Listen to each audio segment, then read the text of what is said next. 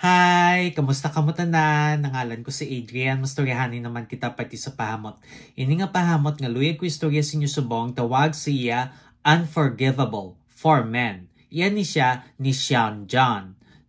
Panlalaki ni siya pero kung luyag mo siya suksukon, bahala ka pag gusto ka. Kag audit wallet ni siya butang balon layo pa lang masimutan ka na.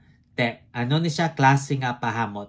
Bali, presko kag makahang nga kahoy kag citrus. Amo na siya kung simutan. Angay siya sa mainit nga panahon. Ang temperatura nga para siya is between 70 to 90 degrees Fahrenheit o kung 21 to 32 degrees Celsius. Anong iyang mga nota? For the top, we have tangerine, green mandarin, grapefruit, Sicilian lemon, bergamot, basil, birch leaf, kag juniper.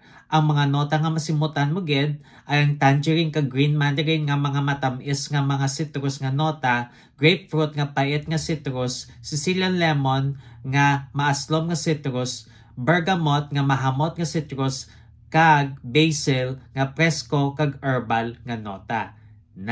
Kag for the mid, we have lavender, clary sage kag iris. Ang nota nga masimutan mo gid ay ang lavender nga presko kag tinlo nga nota. Kag for the base, we have rum, cashmere wood, Australian sandalwood, tonka bean, kag amber. Ang mga nota nga masimutan mo gid ay ang rum nga matamis nga ilimnon nga nota kag cashmere wood nga synthetic nga kahoy nga nota. Kabay pa nga namian ka mo sini nga pahamot. Kag kung may iba pa ka mo mga pahamot nga luyag istorya sa akon, ibilin lang sa comment section sa duso naman. Bye-bye!